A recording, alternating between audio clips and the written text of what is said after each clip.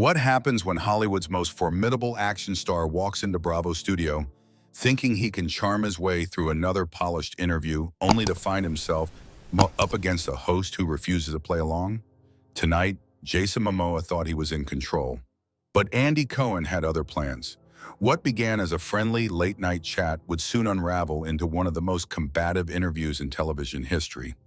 The lights of the Watch What Happens Live set shimmered against the glossy background as Andy Cohen shuffled his note cards. The energy in the room was lively, but edged with curiosity. The kind of atmosphere that suggested something unpredictable was about to happen. "Ladies and gentlemen," Andy announced with his trademark grin, "tonight we have a very special guest. He's been making waves around the world, and now he's here at Bravo. Please welcome the king of the seven seas himself, Jason Momoa." The studio audience cheered, not with polite applause, but with a roar of approval that usually accompanied Bravo's A-list guests. Jason walked onto the set, a force of nature in a dark, textured linen shirt and rugged trousers. His posture was confident, his stride purposeful, his expression already calculated for the cameras. He grinned, but it was the kind of grin that didn't quite reach his eyes. "Mahalo, Andy," he said smoothly, wrapping his hand around Andy's in a powerful shake before settling into the guest chair. "Stoked to be here." Stoked sounded rehearsed, almost like a line from a press kit. Andy noticed, and so did the viewers. Andy leaned back, swirling his trademark cocktail with studied casualness. "So Jason, let's start light. How's life on the coast? You and Lisa have been making a home out there, right?" Jason's response was immediate and with just the slightest edge. "Life's wonderful. We don't really settle, Andy. We create. We build. That's what we've been doing in California, creating something meaningful instead of just existing." There was a faint chuckle from the audience, though not entirely warm. Andy caught the dismissive undertone but let it pass.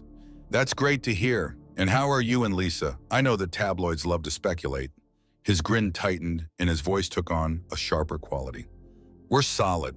Unlike what the tabloids invent daily, we actually have a strong marriage.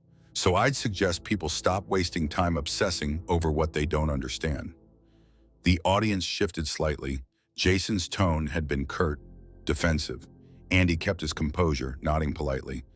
Of course, but, people are curious. That's the price of fame, right?" "Curious is one thing," Jason replied with a cool laugh. "But let's not pretend curiosity justifies invasion. The public thinks they're entitled to every detail of my life, my marriage, my kids. It's absurd."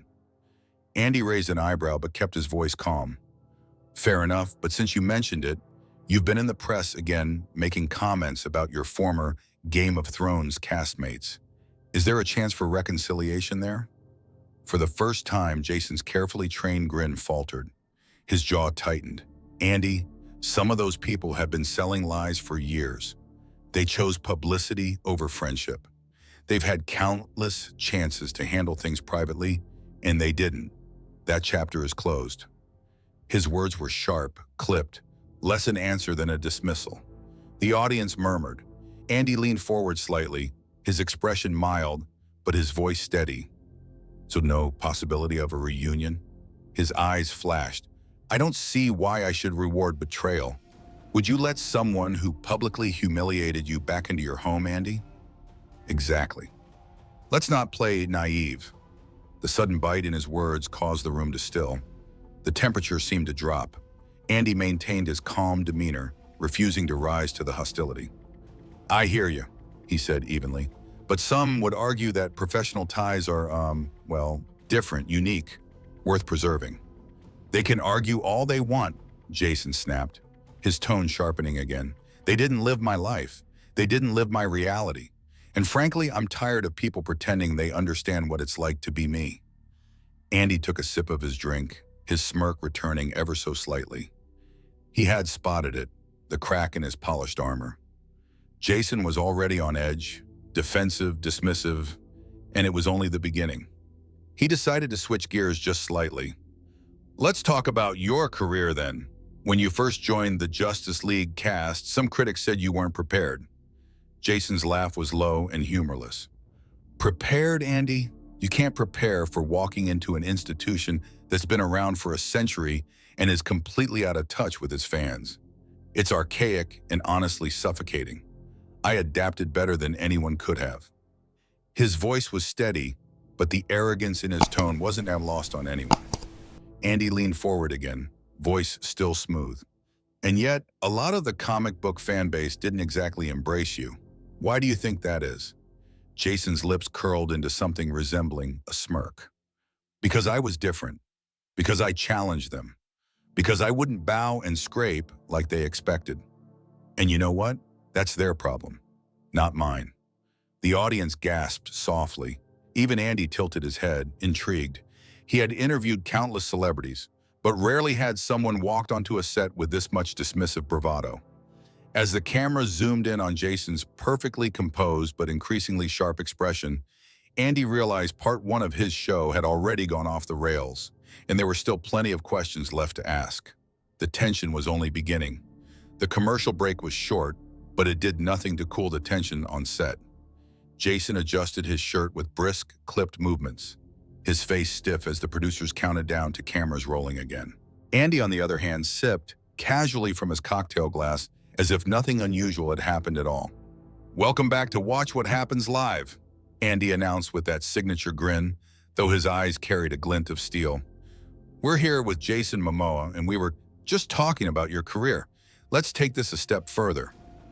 The camera cut to Jason, who smiled tightly, his hands clasped in his lap. "Jason," Andy began, "before Game of Thrones, before the Netflix deals, before all of this, you were on Stargate Atlantis. Do you ever miss that world? The grind of auditions, the sci-fi conventions?"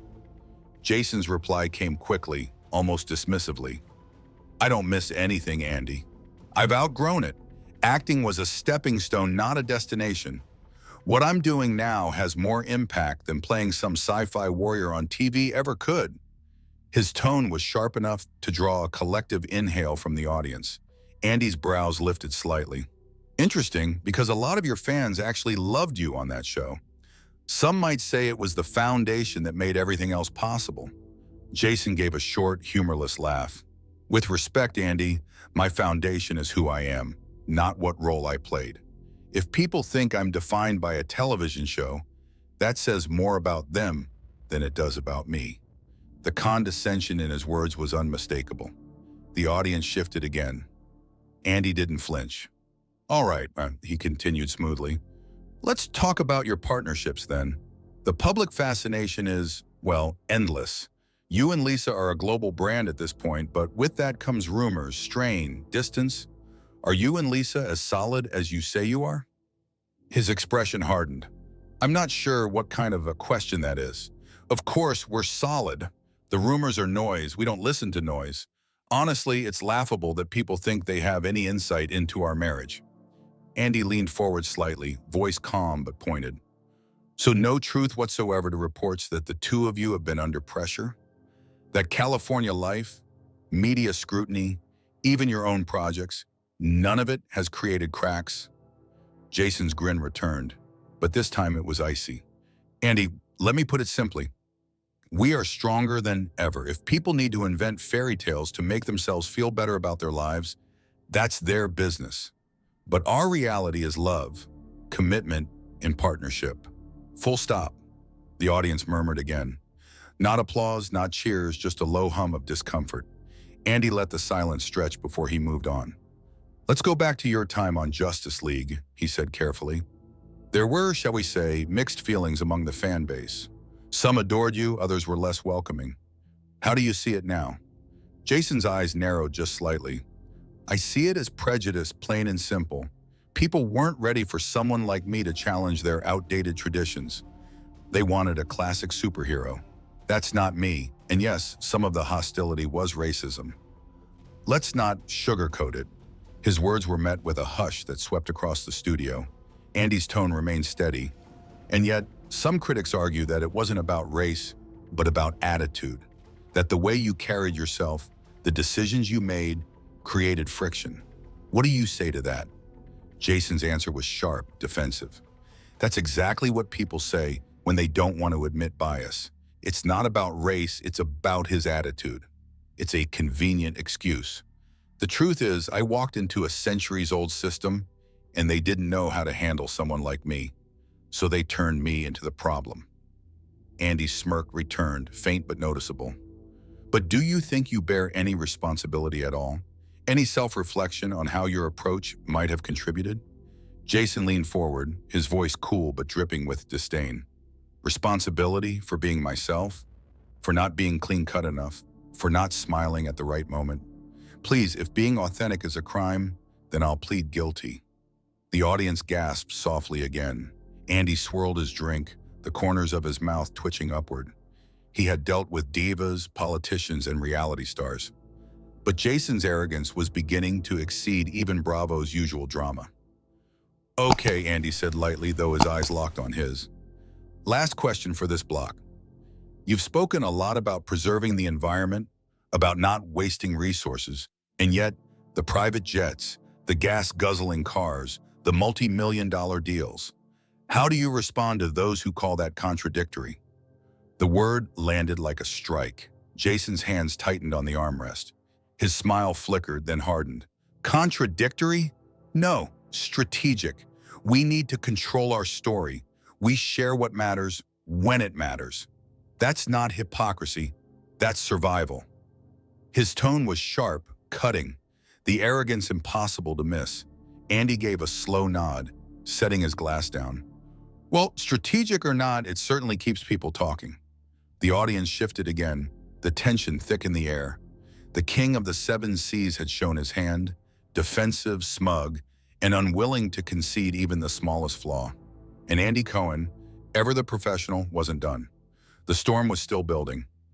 The Bravo set shimmered in its usual playful colors, but the atmosphere was anything but lighthearted. Jason crossed his arms tightly, his hands clasped in his lap, his expression daring Andy to try again. Andy, for his part, leaned casually against his desk, notes in hand, the faintest smirk tugging at his lips. All right, Andy began smoothly. Let's talk about one of the most famous interviews of the past decade. Your sit-down with the Aquaman special. Millions watched. The world was transfixed. But since then, some of the claims you made have been, let's say, challenged. Jason's smile didn't budge, but his jawline tightened. I stand by everything we said in that interview, every single word. That was my truth, Andy. Your truth, Andy repeated, swirling his glass. It's a phrase you've used a lot, but here's the thing about truth, Jason. It's usually just truth, facts, not perspectives. His eyes narrowed. Are you questioning my honesty? Andy held his gaze. I'm questioning contradictions. For example, you told the press you do all your own stunts, but multiple stunt coordinators later clarified that's not always the case. Do you see how that looks? Misleading. A hush fell over the audience. Jason leaned forward, his voice sharp. What I do on a set is irrelevant. What mattered was my commitment to the character. Andy nodded, but his smile carried a hint of steel. But you didn't say that to the press. You said, quote, I do all my own stunts. Millions of people believed you. When a stunt team corrects you publicly, that's not semantics. That's a problem. Jason's nostrils flared. You're twisting it. You sound just like the tabloids, desperate to pick apart my words instead of focusing on the bigger picture of what I achieved. Andy raised a brow, but his tone remained calm. Well, let's stick with your words then. In that same interview, you claimed you were completely independent. Yet, records show you still have extensive contracts with Warner Brothers and other studios. How does that add up? The studio audience let out a ripple of murmurs. Jason shifted in his seat, his composure cracking just slightly. Do you understand what it's like to be an actor in a gilded cage? Andy, just because I was allowed to appear in films doesn't mean I was free. Every move was monitored, every step controlled. You wouldn't understand. Andy gave a small laugh, though it was void of humor. Maybe not, but what I do understand is inconsistency. You've painted yourself as both completely powerless and completely in control depending on which interview you're giving, and people notice that. Jason's eyes flashed with irritation. People notice what they want to notice. I have nothing to apologize for. I told my story, and I will continue to do so on my terms. If the public can't grasp nuance, that's their problem, not mine. His dismissive tone sent a ripple of unease through the audience. Andy leaned forward, his voice dropping into something quieter but sharper. So when critics say you've monetized your man of the people persona, the Netflix deal, the book deals, the documentaries, are they also just failing to grasp nuance? The temperature in this room plummeted. Jason's lips pressed into a thin line. That accusation is beneath you, Andy. We've built platforms to amplify voices that have been silenced, to highlight causes that matter. That's not monetizing, that's service. Andy swirled his drink, eyes fixed on him. Service that just happens to come with million-dollar checks, brand deals, and glossy PR campaigns. Quite a coincidence. Jason's composure cracked further. He leaned forward, his voice dripping with contempt. Do you mock every guest who tries to make a difference, or is it just me? Andy didn't blink. I don't mock anyone. I hold people accountable, especially when they hold themselves up as symbols of authenticity while playing by celebrity rules. The audience deserves the truth, Jason. Not just your truth. The audience audibly gasped. Jason sat back in his chair, his face flushed, his hands gripping the armrests. For the first time all evening, the mask of polished cool seemed to slip. Maybe, Andy added coolly, it's not the studios or the press or even Hollywood that's the problem. Maybe, just maybe it's you. Jason's eyes widened, his face pale, then quickly flushed with rage. He opened his mouth to respond, but for a moment no words came. The king of the seven seas, usually so quick, so controlled, was visibly rattled. Andy took a slow sip from his cocktail, letting the silence stretch, letting the cameras drink in every flicker of emotion on Jason's face. The audience sat frozen, not daring to move, knowing they were witnessing something extraordinary. This wasn't an interview anymore. It was a reckoning, and the final act was still to come. When the cameras came back from commercial, Jason sat rigid in his chair. His face betrayed the strain of holding himself together, his shirt perfectly straight, but his eyes burning. Andy shuffled his notes, leaned back in his chair, and smiled, not with warmth, but with the confidence of a man who knew he had his guest cornered. So Jason, Andy began, his voice calm, almost conversational. We've talked about your career, your relationships, your public image. Let's talk about perception. A lot of people out there feel you've burned bridges with almost everyone. Your Game of Thrones castmates, your stunt teams, even longtime friends. Why do you think that keeps happening? Jason's head snapped toward him, his tone sharp. Because people sell lies, Andy.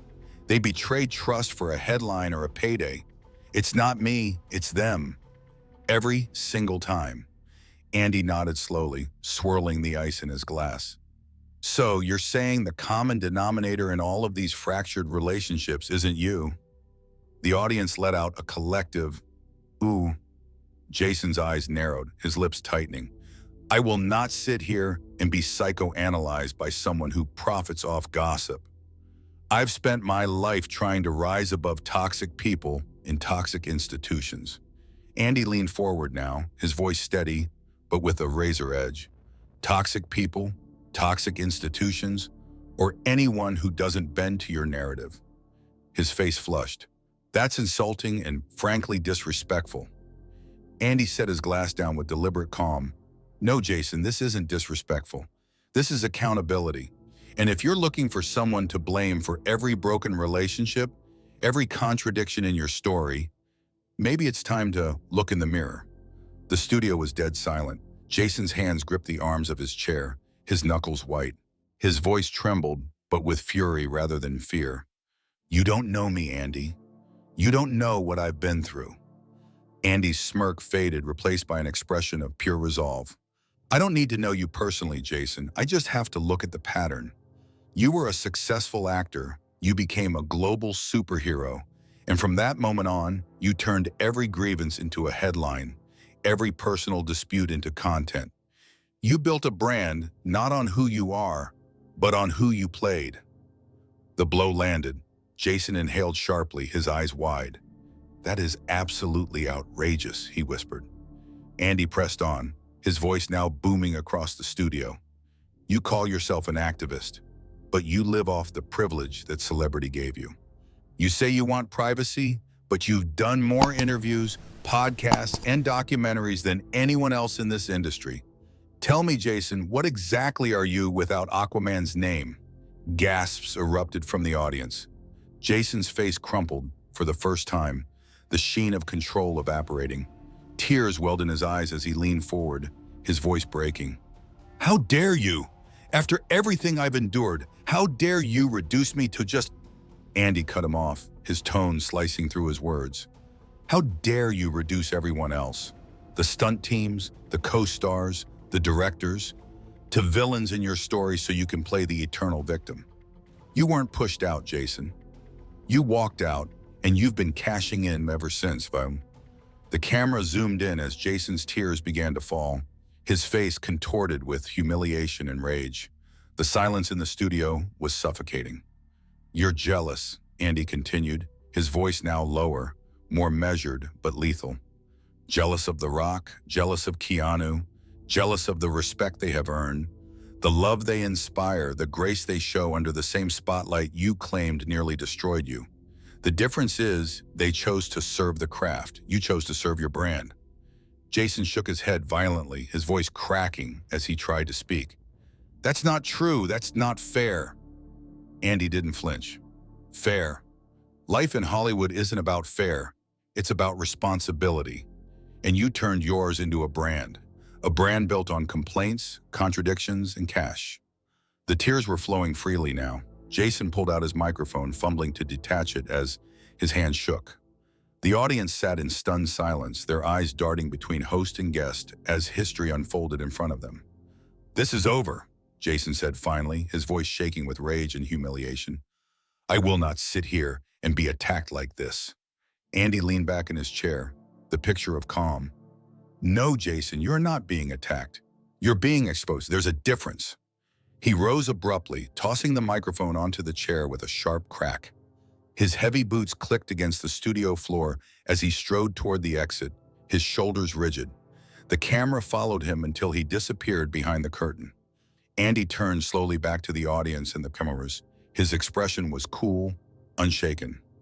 Well, he said, voice dripping with finality, I guess that's one way to end an interview. The studio erupted, half in applause, half in stunned murmurs. The audience had just witnessed what would go down as one of the most explosive interviews in late-night history. Andy straightened his notes, glanced at his cocktail, and looked straight into the camera. Ladies and gentlemen, that was Jason Momoa. We'll be right back after this. The lights dimmed, the theme music swelled, and the segment ended. But the fallout was only just beginning. But here's the question. Did Andy go too far, or did Jason finally face the accountability he's been avoiding? Let me know what you think in the comments below. Don't forget to like this video, subscribe to the channel, and hit the notification bell so you never miss more dramatic showdowns like this.